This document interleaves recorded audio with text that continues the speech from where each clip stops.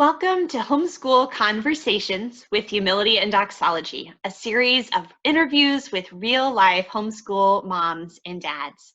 I'm Amy Sloan, a second-generation homeschool mom of 5, and I'm so glad that you've joined us. Be sure to check out the show notes for this conversation at humilityanddoxology.com. Today, I am joined by Mary Prather. Mary, thank you so much for being here with us. Hi, Amy. Thank you for having me.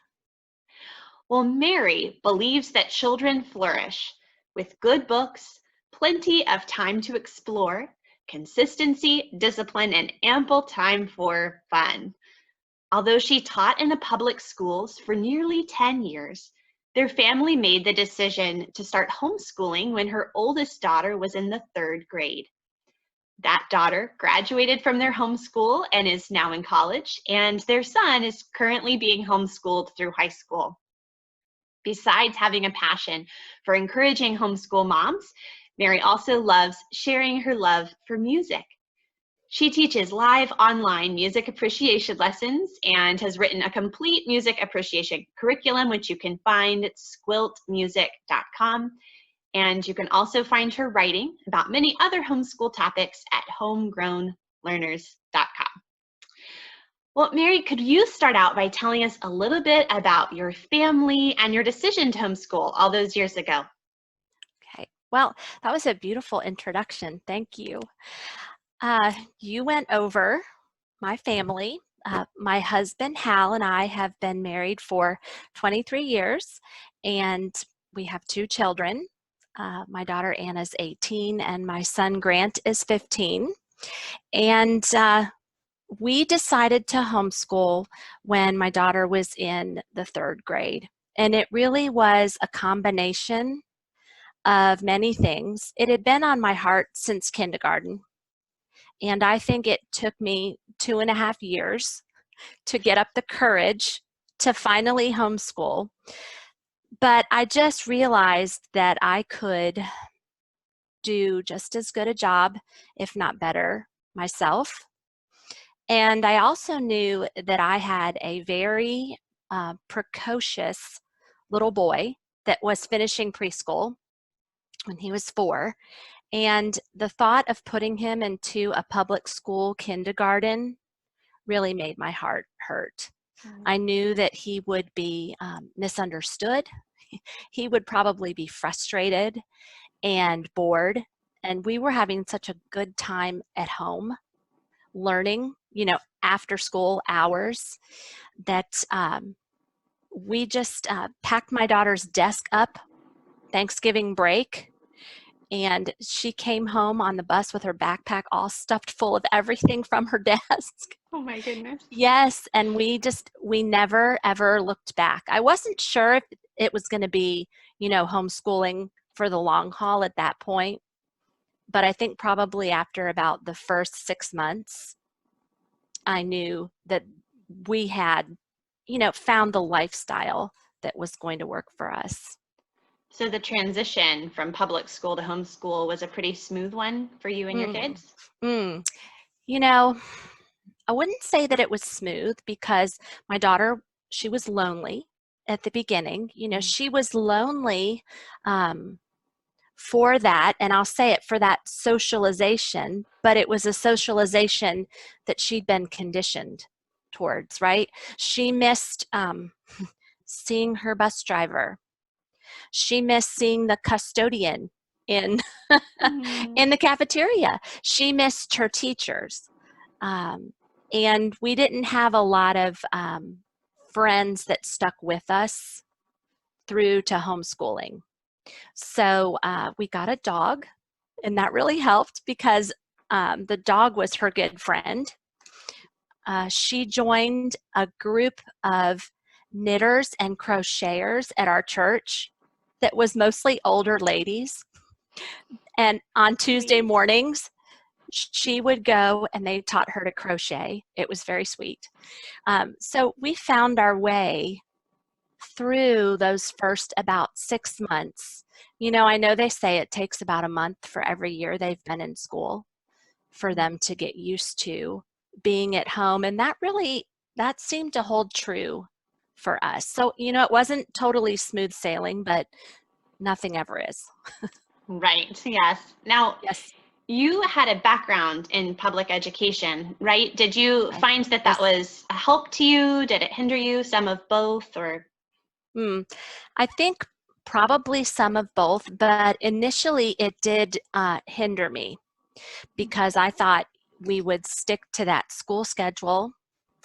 I, redid our bonus room. We even had up a, a calendar where we would do the weather and we would do, the days of the week, all those things that I had observed and done in public school. And once I learned that I did not have to do it that way, that we could do what worked for us, then things got a lot easier. Now, I think the creativity and the flexibility that I learned through being a teacher, I think that definitely, benefited me. So all that training wasn't for nothing. And you were actually music, you taught music, or is that correct? I did, yes. I taught music for K through sixth graders. And I had also just finished my master's degree in administration. So I was on my way to becoming an assistant principal and then just kind of Well, change course. I'm sure all that administration probably was very helpful just in the organization of all the different things that you have to deal with as a homeschool mom. Yes, the multitasking part. Okay. Right, yeah. Yes. Well, how would you describe your family's kind of homeschool philosophy or personality? Right. Well, I'll preface it by saying that my husband and I are both type A. So we do like to be organized. When we started, I ordered a big box from Sunlight. And I always recommend that to people because that was a beautiful way for us to get started. It let me feel like I was checking off the necessary boxes, but it also showed me, what a living book was, what narration was, what dictation was. Beautiful things that allowed me then, as I researched further, to start developing my own philosophy. And my daughter is more of a Charlotte Mason type of learner. My son, he liked things a lot more structured. So we were classically eclectic. That's, what I like to call it. And now that my daughter has graduated, I would say that we're fully classical homeschoolers. Oh, I love that the flexibility that we have as homeschoolers, not just to Yes. be our own unique family and figure out what works for us as a family unit, but then even to be able to have distinctions when you see one child's strengths and weaknesses and to be able to work your home education really individually for each child. It's one of my Right. favorite things. Right. Mine too. And I think my biggest favorite thing is the permission that I've given myself to say, no, that doesn't work for me. The permission to be different and the permission to hop out of a system. And I hope that my kids feel comfortable being different. That to me is one of our biggest benefits. Yeah, so I'm a second generation homeschooler, and I definitely see that as something, a true gift from my own education and upbringing. Like, I never had sort of that idea that education had to look one particular way. And so for me, it's very easy to say, yeah, well, we're going to do something different. I don't have to fit into this particular system or box. And that's something that I think will be even interesting to see as third generation and we're second generation homeschoolers come along, the creativity and freedom that can come from that. Right. So did you ever, and I'm gonna interview you for a second because I'm curious. Did you ever have the thought of sending your children to school, or was that just a completely foreign concept? I had such a great homeschool experience. Mhm. Academically and the different creative and opportunities I had, it was a really wonderful experience. So I always knew I wanted to homeschool. My husband is also a second generation homeschooler.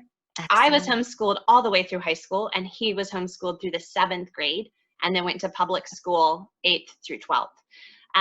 But even before we got married, as we were, getting to know each other, he wanted us, he wanted his kids to be homeschooled too. So we talked about it even before we had children.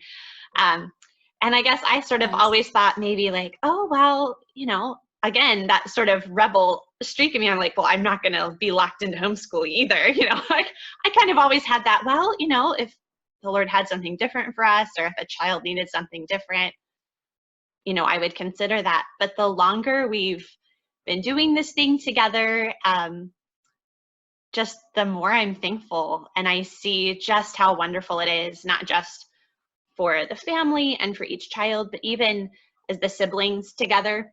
So my oldest Yes. is almost 15 and my youngest is almost 5.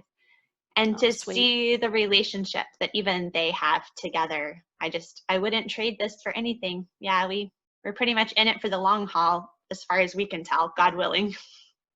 Yes. Well, and I love the sibling relationship is, like you say, another one of those really big benefits. And even my son has in his friend group, he is the only person that is a youngest child. Mm. Everyone else is an oldest child. So it's like he has all these little siblings too. And I just love to see how he gravitates towards younger children. He can relate to them so easily. It's like age isn't a factor anymore with who you're going to hang out with or who you can relate to. Yes, and I know that that's not something that just happens with homeschoolers, but in my personal experience, both, my own homeschool background, my kids, and interacting with other families, that is something that's really unique that I see. Young people, Mm, especially as you start looking at like tweens and teens who are able to interact with adults in a mature way, able to goof right. off and have fun with their peers, and also be Hmm. able to just wholeheartedly play with small children without feeling self-conscious. And I think that's a Right. real gift of sort of the multi-age education that we're providing as homeschoolers. And it helps bust that teenager myth too, I Right. think. I'll tell my kids, I'm like, you don't have to be a teenager Mm. in the sense that the world calls you a teenager. Right. I'm like, they're assuming so little from you. You don't have to be like that. Yeah. And then it's sort of like, well, we're all sinners. So That's we, right. even mom and dad, sometimes I'm acting like a teenager, Right. and I'm in my mid Or a 30s. toddler. Yeah. Uh-huh. Yes, 100%. Who's the one who's having the temper tantrum today? It Yes. might be me, not the little guy. Mhm. Mhm. Yes. Yeah. Well, Mary, from this sort of side, you've graduated one of your children. Congratulations, by the way. And, Thank you. you've gone through a lot of those early years already with your youngest. If you could go Mhm. back and talk to your new homeschool mom self and sort of share your wisdom from your current homeschool mom self, what would you Right. tell her? Uh, it's going to be okay. Specifically in some of those times when I was so worried about a concept we weren't getting, or maybe it was a relationship issue that was giving me a hard time. Now, as I look back on things, I just see how it was all part of his purpose for how my children are going to turn out. And so I wish I would have had the ability to relax just a little bit more, um, and just tell myself it's going to be okay. Just enjoy today for what it is. Don't worry about tomorrow. Yeah, I think especially with my oldest, it is even now still easy, but certainly as I look back, I see how the smallest thing would take on sort of epic proportions in my mind, whether it was like a Oh my particular goodness. parenting interaction or same thing like, oh no, you're not getting this particular thing right now. And it would, all of a sudden, I would be like, and in 20 years, they're not going to be able to do this, and they'll probably be in jail. And, you just create this Right. crazy future instead of having that perspective of this is just today, it's a moment to continue to persevere and trust God for the future, because I can't control that. Right. And I think, the big things that are going to matter for our kids aren't things that we can quantify in our homeschools. Like when my daughter's professor says, "Where did you learn how to communicate? You're a very good communicator." That's something that, it was just perseverance all those years. It wasn't one particular curriculum or one particular method. Right. It was just incremental steps over time. So we can't quantify what we do as homeschool moms. We can't measure it. And I think for some people, like type A people, that's sometimes difficult. Yeah, you can't measure relationship, for No, instance, but that no. is so important, and that's at the heart of what we're doing. Right, right. Well, pivoting gears a little bit here, one of the things that our family has really enjoyed is the wonderful resources you've provided at Squilt with music education. So for anyone who's not familiar with that curriculum or what Squilt stands for, can you tell Right. us a little bit about that and how you kind of started that? Okay, well, SQUILT stands for Super Quiet Uninterrupted Listening Time. I had a little guy come up to me a couple weeks ago at our CC group, and he said, "I just love having super quiet, uninteresting listening time with you." And he was so innocent about it.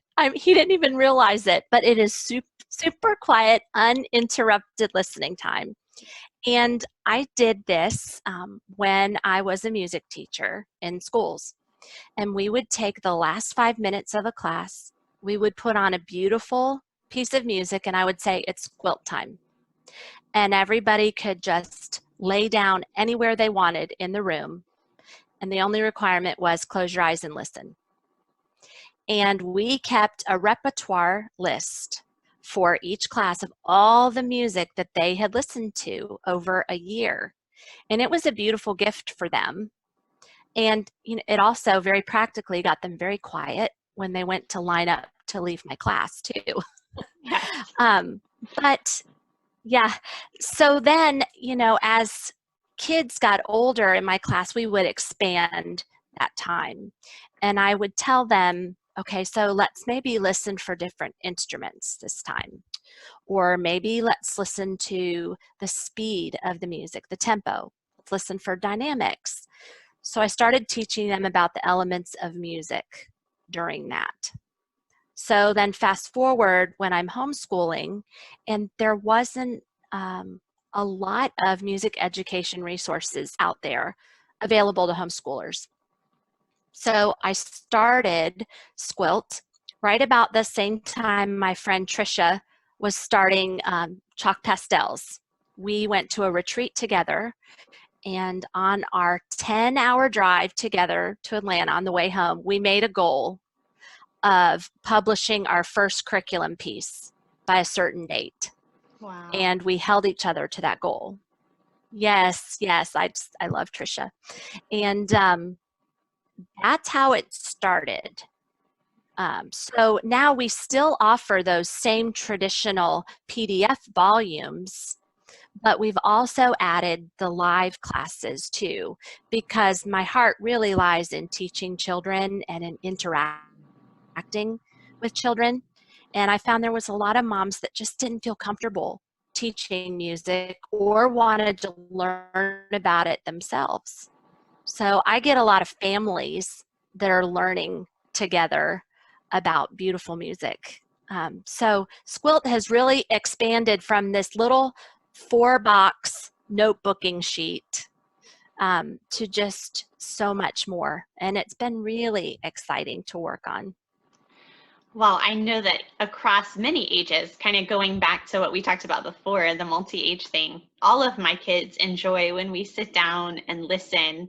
And I remember one time we were listening to one of the pieces I can't remember which particular one we were doing from your program, but I think my 7-year-old was drawing and sketching, and she said, "This music just sounds very yellow to me." And so it's teaching them to really listen and think about the music Mhm. in a new way. So Yes.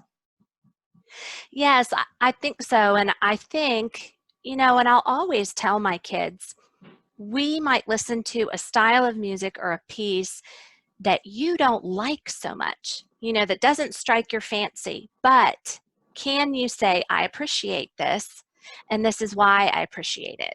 And I said, that's a sign of an educated person. And when you can express your thoughts like that, that's a sign of being an educated and sensitive person. So hopefully, beyond music, they're also learning the habit of attention. They're learning to appreciate what other musicians do. I think there are so many other benefits beside just the music. yeah, well, talk to me a little bit more about that. Why, if someone's kind of wondering, I have a full schedule, we have all these things I'm trying to fit in, Mhm, why should I include music mhm. study in my homeschool? And you mentioned a few things of value there, but what would you say to that mom? Uh, I think, I would say music is the perfect way sometimes to sneak a lot of learning about a lot of things in the back door. Mm. If a mom writes to me and says, I don't feel like I have time, but I know that music is important, where should I start? I will ask them where they're at in their history studies. And I'll say, okay, let's coordinate with your history studies. So if you're maybe studying, oh goodness, like turn of the century, like early 1900s, I'll say, okay, let's start with our modern era. And as we are learning about different composers, maybe like Aaron Copland or Scott Joplin, we're also learning about history at the same time. So that's my biggest selling point, about why you should include music. And also, I think music makes everything a lot easier. It makes our kids happy. And if you're giving them something that they enjoy and that they love and that they cling to, it's going to make the rest of your day go a little bit easier. A lot of times I recommend doing short school lessons during your morning time because it can just, set the mood for the rest of your day. Yeah, that is wonderful. Do you think that it's best to do this kind of music study like every day, or do you encourage people to try it like once a week, or does it sort of depend on the family? Or Well, yes, I like to tell people that all of our curriculum is very open-ended as far as how much or how little you want to do of it. Recently, our monthly listening calendars have become very popular, and that's giving kids just maybe 3 or 4 minutes every day of listening and maybe talking about one or two things in the piece, but just leaving it at that. That's a perfect introduction.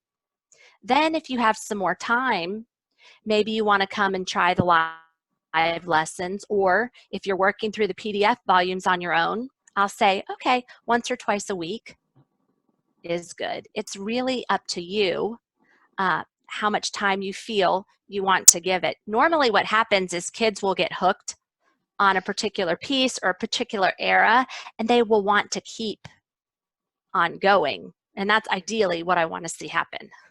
yeah, we're really developing their love and appreciation for something they didn't even know they were Yes. gonna love. Yeah, I love that. That's right. That's right. Exactly. I mean, now we're doing, in April, we're going to be talking about ballet. And so we're doing the story of Romeo and Juliet. And one of my students said, oh, I know Romeo and Juliet is a lot like West Side Story. Are you going Oh, to talk about the dancing in West Side Story? And I thought, oh, okay. There are so many connections there. I don't even, know where to start. But the fact that this sixth grader had his mom email me and ask me all this is just thrilling. that is awesome. That So, is fantastic. yes. Yeah. Mary, thank you so much for taking time in your afternoon to chat with me today. I know that this will be an encouragement to a lot of moms. If they want to come and find you online, where are the best places that they can find you? Well, probably the two best places, they can go to squiltmusic.com and also homegrownlearners.com. And from there, that'll farm you out to Instagram and Facebook and Pinterest and all these other places. But squiltmusic.com, homegrownlearners.com. And I like to tell parents that I can be your personal music appreciation consultant. So if you don't know where to start or if you need a plan, just email me, and I'll work with you with what we have, to put you on a track that works well for you. Oh, that is fantastic. And I will have all of those links in the show notes for this interview, and that will be at humilityanddoxology.com. All right, have a good rest of your day. Wonderful, wonderful.